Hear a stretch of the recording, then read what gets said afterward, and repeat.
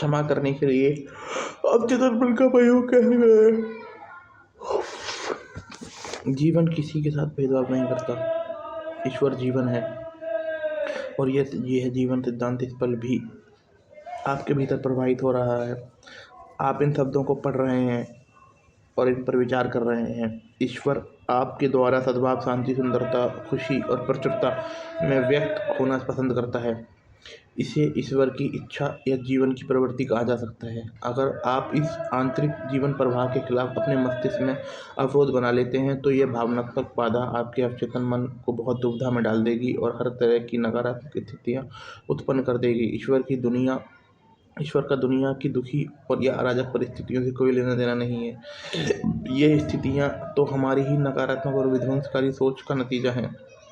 इसलिए अपनी मुश्किल या बीमारी के लिए ईश्वर पर दोष मढ़ना एक गंभीर गलती है। कई लोग मानव जाति के पाप, बीमारी और कष्ट के लिए ईश्वर की आलोचना करके या ईश्वर पर आरोप लगाकर जीवन प्रवाह के विरुद्ध आदतन मानसिक अवरोध बना लेते हैं। बाकी लोग अपने दुख दर्द, प्रियजनों की मृत्यु,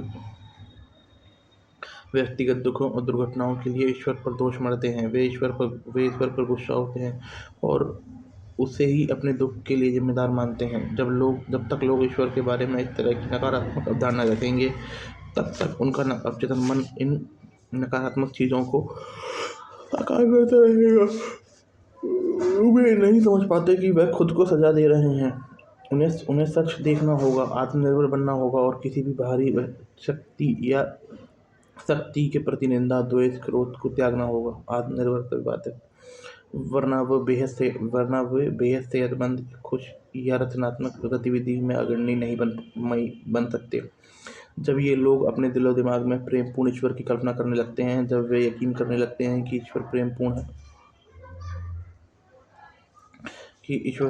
है, जो उनकी देखभाल करता है, उनका मार्गदर्शन करता है, उन्हें शक्ति देता है, तो ईश्वर या जीवन सिद्धांत उनके बारे में ये विश्वास तथा अवधारणा उनके अवचेतन मन में उतर जाएगी। वो असंख्य तरीकों से धन्य हो जाएंगे। जीवन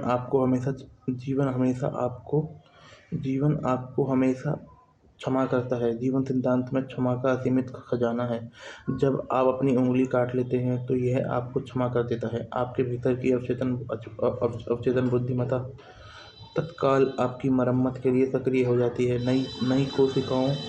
नई कोशिकाएं घाव के ऊपर पुल बना देती हैं। अगर आपको कोई संक्रमण रोग हो जाता है तो जीवन आपको क्षमा कर देता है और आक्रामक विषाणुओं को मिटाने में तत्काल जुट जाता है। अगर आप अपना हाथ जला लेते हैं तो जीवन सिद्धांत फोफलों और जलन को कम कर देता है तथा आपको नई त्वचा, ऊतक और कोशिका देता है। जीवन आपके खिलाफ कोई बैर नहीं रखता, नहीं, ये हमेशा आपको क्षमा करता है। जीवन आपको सेहत, स्फूर्ति, सद्भाव और शांति देता है, बशर्ते आप प्रकृति के साथ सामंजस्य में सोचकर सहयोग करें। नकारात्मक, आहत करने वाली यादें, कटुता और दुर्भावना आपके भीतर जीवन सिद्धांत के मुक्त प्रवाह को रोक देती हैं। उसने अपराध बोध से मुक्ति कैसे पाई? हैरियट जी रोज ऑफिस से देर रात तक काम करती थी। वह अक्सर आधी रात के बाद तक घर नहीं लौटती थी। वह उम्मीद करती थी कि उसके वरिष्ठ अधिकारी और सहकर्मी उसकी मेहनत की दाद देंगे, लेकिन ऐसा कुछ नहीं हुआ, क्योंकि आमतौर पर वह अकेली ही इतनी देर तक ऑफिस में रुकी रहती थी और बाकी कर्मचारी उसकी असामान्य निष्ठा का पता भी नहीं था। इसी दौरान उसका पारिवारिक जीवन गंभीर मुश्किल में पड़ गया। उसके पति और 2 बेटे ने उसे पहचानना ही भूल गए। जब उसके छोटे बेटे ने लिटिल लीग टीम के स्थानीय मैच जीत लिया तो हैरियट ने मैच तो देखने ही नहीं गई, बल्कि यह भी पूछना भूल गई कि कौन जीता। स्थिति तब और गंभीर हो गई जब हैरियट के डॉक्टर ने उसे चेतावनी दे दी कि उसका हाई ब्लड प्रेशर खतरनाक रूप से बढ़ रहा है। जब हैरियट के पति ने उससे कह दिया कि वह तलाक लेना चाहता है तो वह मेरे पास आई। मैंने उससे पूछा कि उसने अपने पति को अपने जीवन से बाहर क्यों कर दिया। उसने अपने बेटों में इतनी कम दिलचस्पी क्यों लेती है।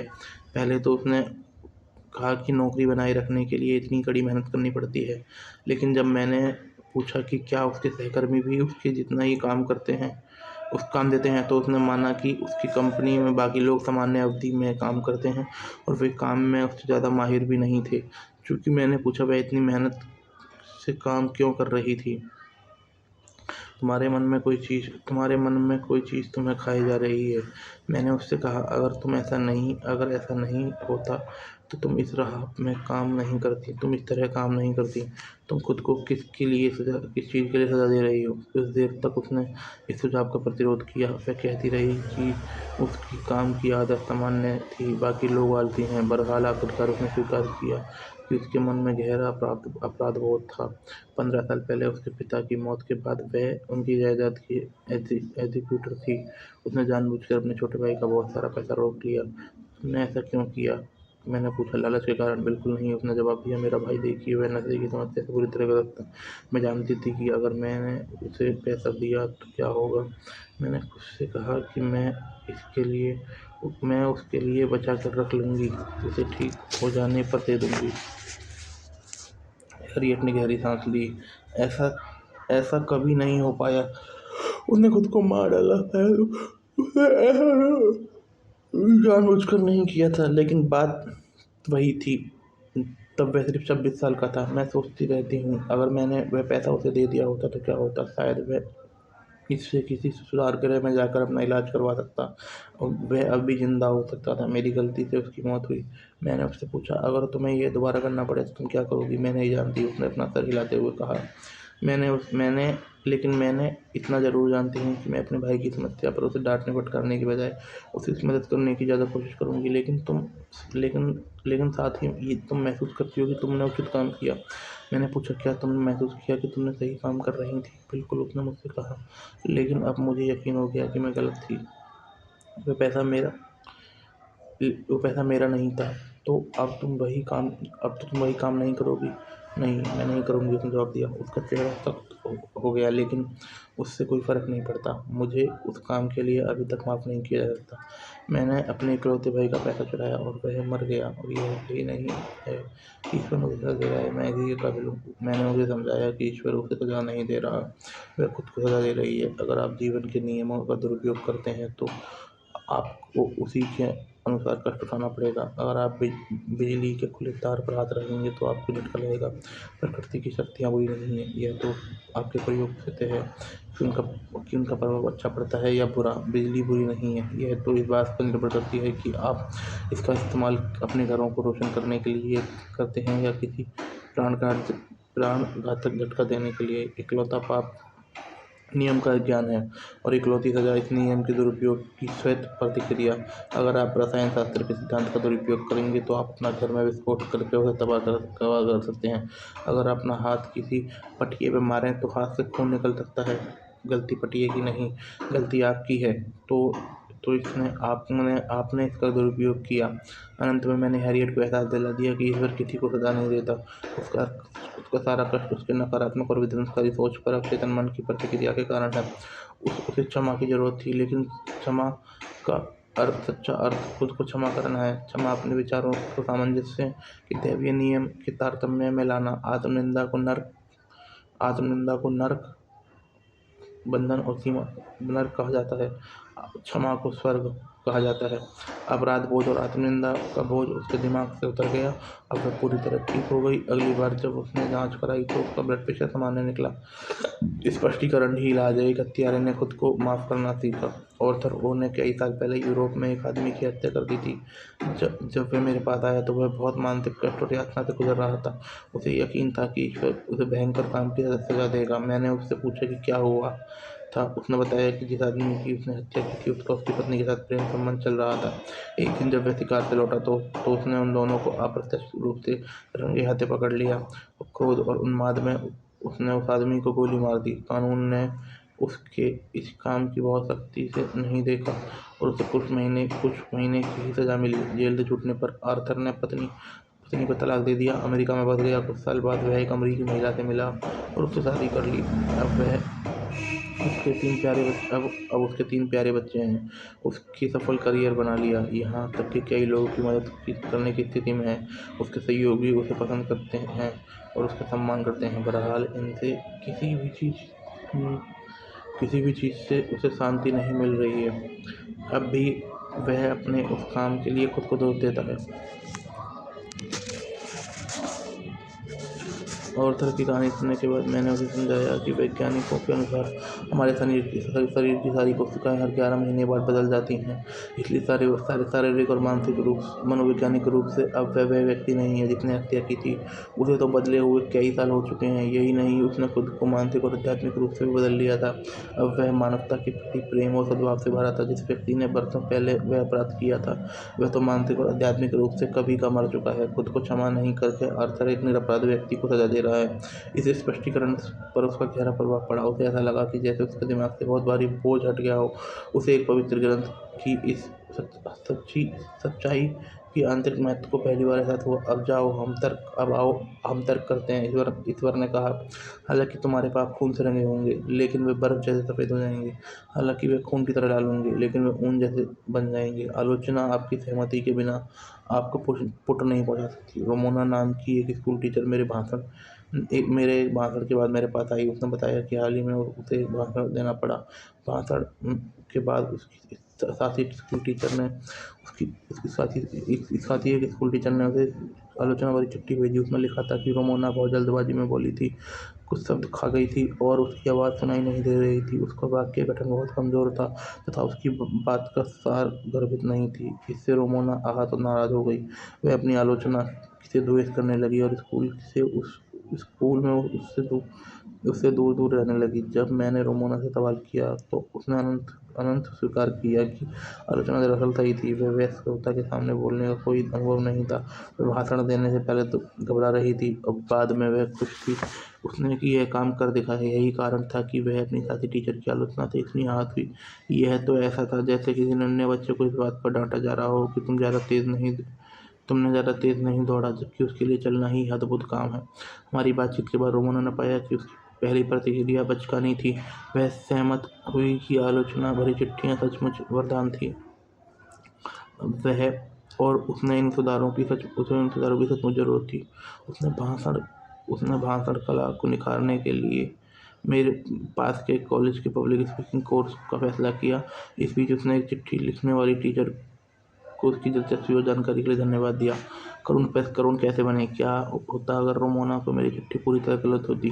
क्या होता अगर उसके पास यह सोचने का अच्छा कारण होता कि उसके भाषण की यह आलोचना बिल्कुल गलत है? उस मामले में रोमोना को यह एहसास होता कि उसके भाषण के शब्दों या अंदाजों में ऐसा कुछ था जिससे उस चिट्ठी लिखने वालों की पूर्वाग्रह, अंधविश्वास और संकीर्ण विश्वासों को झटका लगा होगा। समस्या उसके साथ नहीं बल्कि लेखक के साथ होती। यह समझाना इसे समझाना करुण दिशा में पहला अनिवार्य कदम उठाना है। अगला तार्किक कदम सामने वाले को शांति, सद्भाव, समझ के लिए प्रार्थना करना। जब आप जानते हैं कि आप अपने विचारों और प्रतिक्रिया और भावना के मालिक होते हैं, तो आप आहत नहीं होते। भावनाएं विचारों का अनुसरण नहीं करती। आप में उन सभी विचारों को अस्वीकृत करने की शक्ति है जो आपको विचलित या परेशान कर सकते हैं। विवाह की वेदी पर अकेली। कुछ साल पहले मेरे पास शादी कराया गया। दूल्हा बनने वाला युवक काफी समय बीतने के बाद भी नहीं आया। होने वाली दुल्हन 2 घंटे के बाद कुछ आंसू आए। फिर उसने मुझसे कहा कि मैं दैवीय मार्गदर्शन के लिए प्रार्थना करती थी। युवक का नहीं आना शायद मेरी प्रार्थना का जवाब है, क्योंकि ईश्वर कभी गलत मार्गदर्शन नहीं देता। उसकी प्रतिक्रिया ईश्वर की सभी अच्छी चीज़ों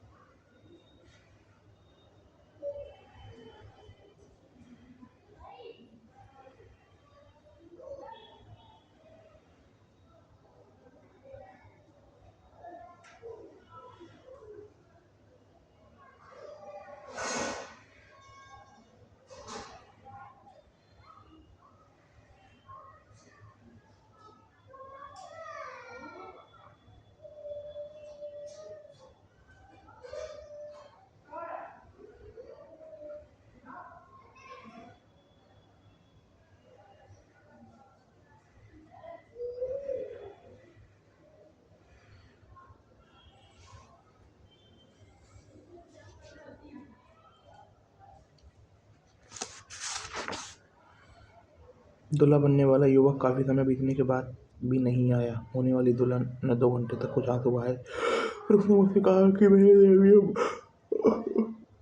मैंने दैवीय मार्गदर्शन के लिए प्रार्थना की थी, युवक के लिए नहीं। युवक का नहीं आना शायद उसी प्रार्थना का जवाब है, क्योंकि ईश्वर कभी गलत मार्गदर्शन नहीं देता।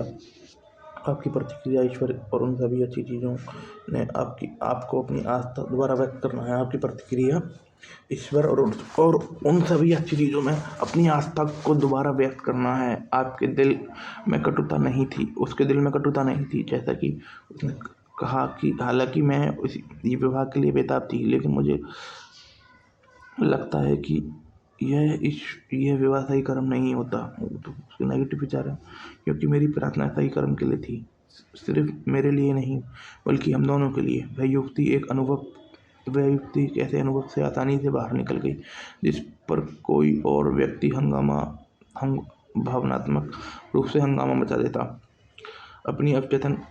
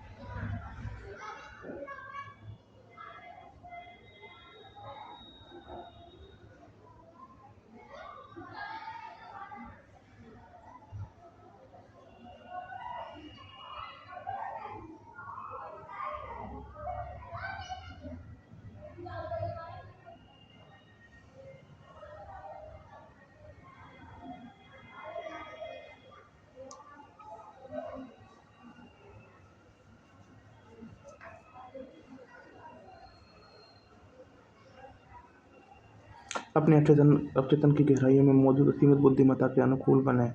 इसके जवाब पर बिना किसी शंका से उसी तरह भरोसा करें जिस तरह आपको बचपन में अपने माता पिता पर था। यही संतुलन और मानसिक तथा भावनात्मक सेहत की राह है। विवाह करना गलत है, सच करना बुरा है। मैं बुरी हूँ। एक युवती मेरे प्रवचन सुनने के बाद मेरे पास आई। उसने बताया कि उसका नाम कैरोला है। उसकी पोशाक अजीब लगी। मुझे उसकी पोशाक बुरी लगी। बहुत सादी और काली थी पोशाक और काले मोजे पहने थे। उसका चेहरा पीला और रूखा था। उस पर लिपस्टिक या कोई मेकअप नहीं था। उसका अंदाज सुख छाया हुआ लेकिन थोड़ा सतर्क था, जैसे उसे लग रहा कि उसके आसपास के लोग अचानक गलत व्यवहार करने लगेंगे। जल्द ही कैरोला ने मुझसे अपने लालन पालन के बारे में बताने लगी कि उसे उसकी माँ ने पाला था, जिसने उसे यकीन दिला दिया था कि नाचना, गाना, ताश खेलना, तैरना, ये पुरुषों के साथ घूमना फिरना पाप है। उसकी माँ के अनुसार सभी मर्द बुरे होते हैं और सेक्स करना पाप है, जिसे शैतान प्रेरित करता है। अगर वे इन इच्छाओं के आदेशों का उल्लंघन करेगी तो और अगर उनका इच्छा पालन नहीं करेगी तो वे अनंत काल तक नरक की आग में जलती रहेगी। जब कैरोला अपने ऑफिस के युवकों के साथ घूमने जाती तो उसे गहरा अपराध बोध होता। उसे लगता कि ईश्वर उसे सजा देंगे।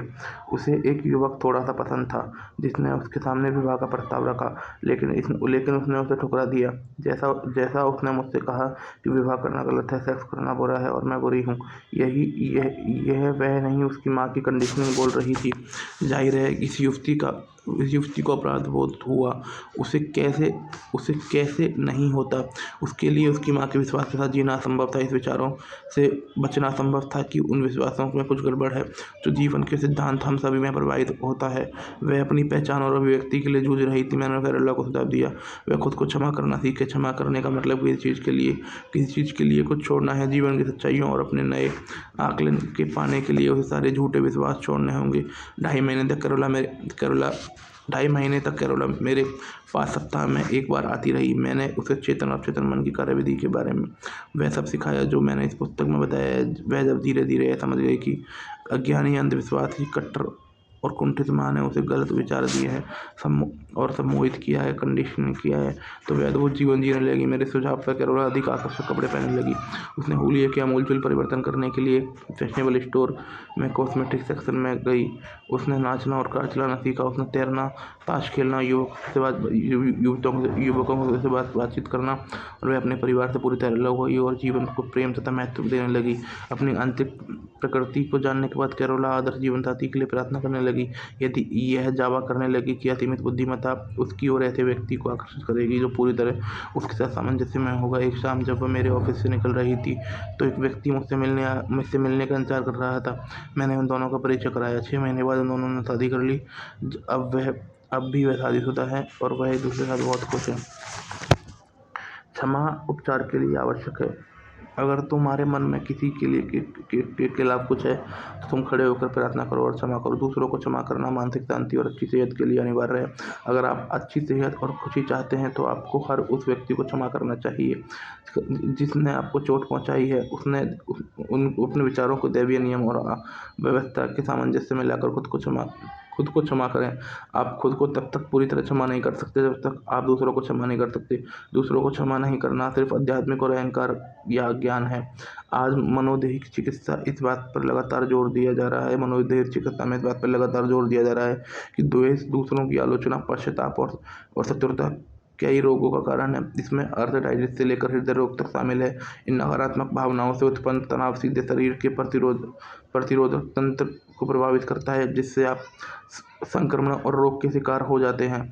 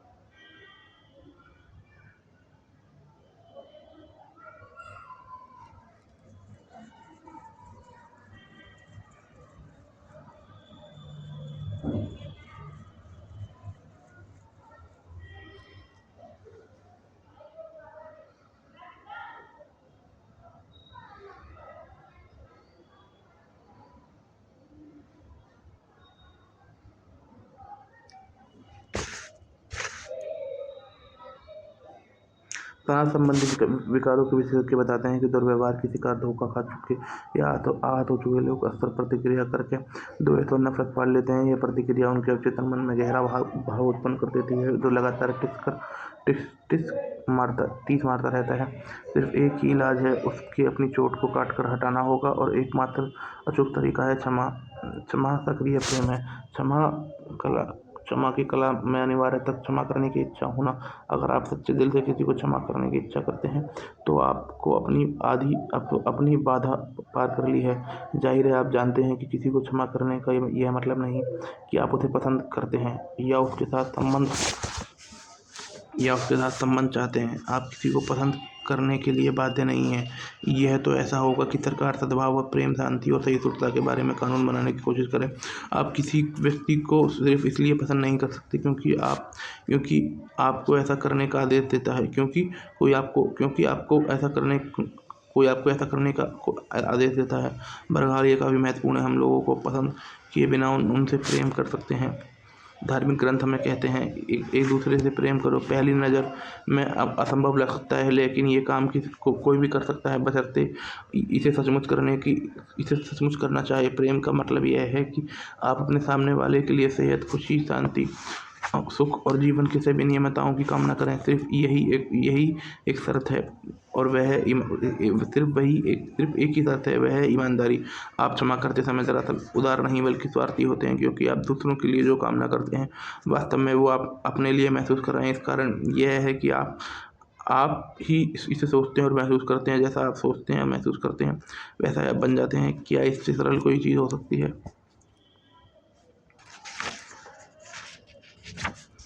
क्षमा करने की एक सरल कारगर विधि। इस अभ्यास करने पर आपको अपने जीवन में आपके जीवन में चमत्कार कर देगी। आप अपने दिमाग को शांत कर ले, स्थिर हो जाएं और मुक्त हो रहें।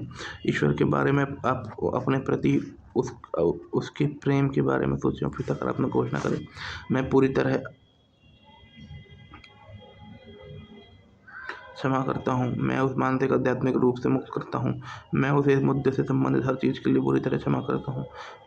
मैं मुक्त हूँ, वह मुक्त है। यह अद्भुत भावना है। मेरे लिए यह आम क्षमादान का दिन है। मैं हर उस व्यक्ति को मुक्त करता हूँ जिसने मुझे कभी आहत किया है। मैं हर एक के लिए सेहत, खुशी, शांति, जीवन की सभी नियमताओं की कामना करता हूँ। यह काम मुक्तता, खुशी और प्रेम से करता हूँ। जब भी मेरे मन में अपने को आहत करने वाले विचार आते हैं तो मैं कहता हूँ, मैं तुम्हें मुक्त करता हूँ और जीवन की सभी नियमताओं तुम्हें मिले। मैं आज़ाद हूँ, वे भी आज़ाद हैं। यह अद्भुत है। सच्ची क्षमा का महान रहस्य। जब आप एक बार एक व्यक्ति को क्षमा करते हैं तो प्रार्थना को दोहराना अनावश्यक है। जब भी वे व्यक्ति आपके मन में आए और खास चोट आपके दिमाग में उभरे तो उसके प्रति अच्छे विचार व्यक्त करें और कहें तुम्हें शांति मिले। जितनी बार भी विचार मन में आए उतनी बार ही यह काम करें। आप पाएंगे कि कुछ दिनों बाद उस व्यक्ति या अनुभव का विचार कम बार आएगा और फिर गुमनामी में खो जाएगा।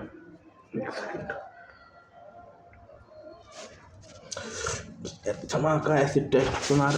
यह जांच करने के लिए एसिड टेस्ट का प्रयोग करता है कि सोना असली है या नकली। क्षमा के लिए भी एक एसिड टेस्ट है। मान लीजिए आपको किसी के बारे में कुछ बहुत अच्छी खबर सुनने जा रहा हूँ जिसने आपको चपट लगाई है, धोखा दिया है या छल किया है।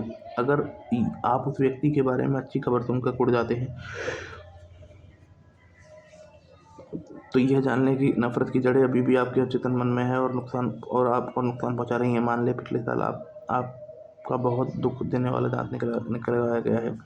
आपने मुझे इसके बारे में इस समय बताते हैं। अगर मैं पूछता हूँ क्या इस समय दर्द हो रहा है, आप हैरानी से मुझे देख कर कहेंगे जाहिर है नहीं, मुझे दर्द याद है लेकिन अब मुझे महसूस नहीं हो रहा। यह पूरी कहानी। अगर आपने सचमुच में किसी को क्षमा कर दिया तो आपको घटना तो याद होगी लेकिन आपको उसकी चोट या डंक महसूस नहीं होगा। इस क्षमा का ऐसे टेस्ट है। आपको इसे मनोवैज्ञानिक और आध्यात्मिक तरीके से करना होगा, वरना आप खुद को धोखा दे रहे हैं। आप क्षमा की सच्ची कला का अभ्यास नहीं कर रहे हैं। सबको समझना, सबको क्षमा करना। जैसा व्यक्ति अपने दिल में सोचता है वैसा ही होता है।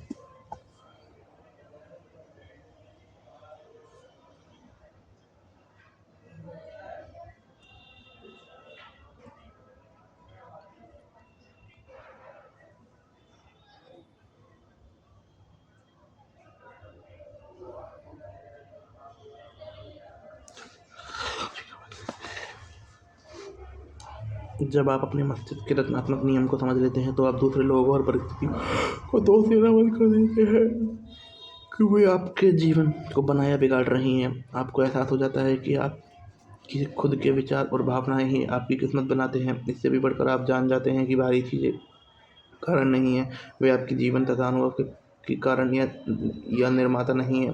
यह सोचना गलत है कि दूसरे आपकी खुशी में बाधा डाल सकते हैं। आप बेरहम किस्मत की मार झेल रहे हैं। आपको जीने के लिए दूसरों का विरोध करना पड़ेगा या उनसे लड़ना पड़ेगा। ये सभी विचार अपनी विध्वंसकारी प्रकृति को प्रकट कर देते हैं। जब आप यह समझ लेते हैं कि विचारी वस्तु है, तो यह सिद्धांत बाइबल में स्पष्टता से बताया गया है। जैसे व्यक्ति अपने दिल में सोचता है, वैसा ही बन जाता है। क्षमा में सहायक बिंदु के सारांश। ईश्वर या प्रेम व्यक्तियों में भेद नहीं करता, किसी के साथ भेदभाव नहीं करता। जब आप भेदभाव, सेहत, खुशी और शांति के सिद्धांतों का पालन करने लगते हैं, तो जीवन या ईश्वर आपके पक्ष में काम करने लगता है। ईश्वर या जीवन बीमारी, रोग, दुर्घटना, कष्ट नहीं भेजता। हम ये चीज़ें अपने नकारात्मक विध्वंसात्मक सोच से खुद से अपने ऊपर ला देते हैं, और इसके बारे में सही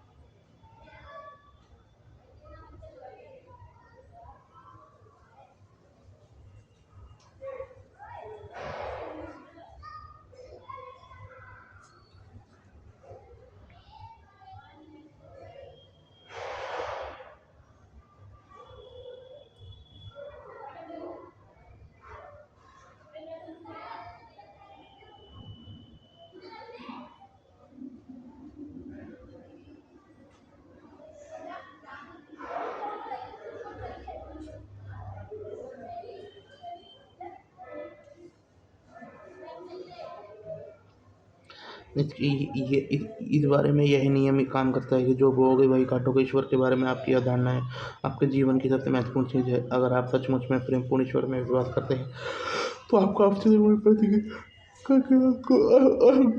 असंख्य नियम बता देगा। प्रेमपूर्ण ईश्वर में यकीन करें। जीवन या ईश्वर आपके खिलाफ कोई बैर नहीं रखता। जीवन कभी भी आपकी निंदा नहीं करता। अगर आपके हाथ पे घाव हो जाता है, तो जीवन उसे ठीक कर देता है। अगर आपकी उंगली आप उंगली जला लेते हैं, तो जीवन आपको क्षमा कर देता है, घाव को भर देता है, फोपले को मिटा देता है, उस हिस्से को पूर्ण बना देता है। आपका अपराध बोध और जीवन की गलत अवधारणा। ईश्वर या जीवन आपको सजा नहीं देता या मूल्यांकन नहीं करता। आप खुद अपने झूठे विश्वास, नकारात्मक चिंतन और आत्मनिंदा के अवचेतन मन के प्रभाव द्वारा अपने साथ ऐसा करते हैं। ईश्वर या जीवन आपको सजा नहीं देता या निंदा नहीं करता। प्रकृति की शक्ति बुरी नहीं है, उनका प्रभाव तो इस बात पर निर्भर करता है कि आप अपने भीतर की शक्तियों का कैसा प्रयोग कर सकते हैं। आप बिजली का प्रयोग किसी को मारने या घर को रोशन करने के लिए कर सकते हैं। आप पानी का प्रयोग किसी बच्चे को डुबाने या उसकी प्यास को बुझाने के लिए कर सकते हैं। अच्छाई और बुरे व्यक्ति के मस्तिष्क के विचार का उद्देश्य बुरे मस्तिष्क के विचार और उद्देश्य पर निर्भर करती है। ईश्वर या जीवन कभी सजा नहीं देता। लोग ईश्वर भगवान की गलत अवधारणाओं के कारण खुद को सजा देते हैं।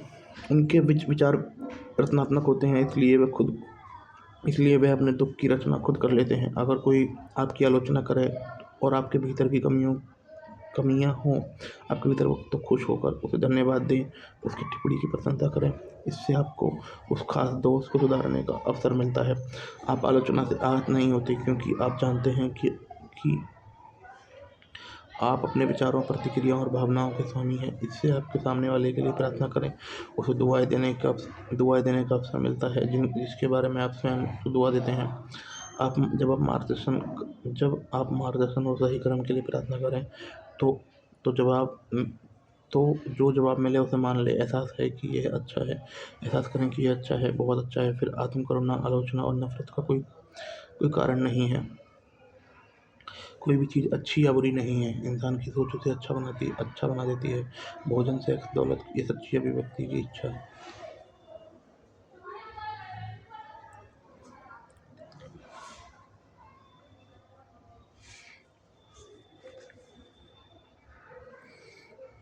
अच्छा, किसी भी जान लेने के लिए बिना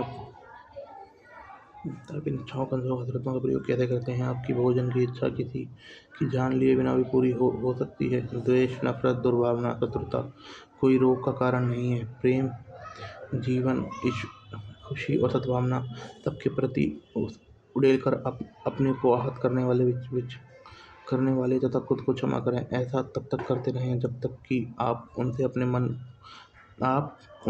मन में नहीं मिला लें। यह नहीं जान लें कि आप उनके साथ शांति से हैं। क्षमा करना किसी चीज़ के लिए कुछ देना है। प्रेम, शांति, खुशी बुद्धि और जीवन की सारी नियमिताएँ तब तक दूसरों को दें जब तक कि आपके दिमाग में कोई दंश बचे। ये क्षमा का ऐसे टेस्ट है। अगर किसी ने आपको चोट पहुँचाई है, आपके बारे में झूठ बोला है, निंदा की है, आपकी बहुत बुराई की है, क्या उस व्यक्ति के बारे में आपका विचार नकारात्मक है? अगर ऐसा है तो आप उसे अभी तक क्षमा नहीं कर पाए हैं। नफ़रत की जड़ें अब भी आपके अवचेतन मन में हैं और आपको हानि पहुँचा रही हैं। उन जड़ों को उखाड़ने का एकमात्र तरीका प्रेम है। उस व्यक्ति के लिए जीवन की सभी नियमिताओं की कामना करें और यही 7 बार से 70 गुना तक क्षमा करने का मतलब है।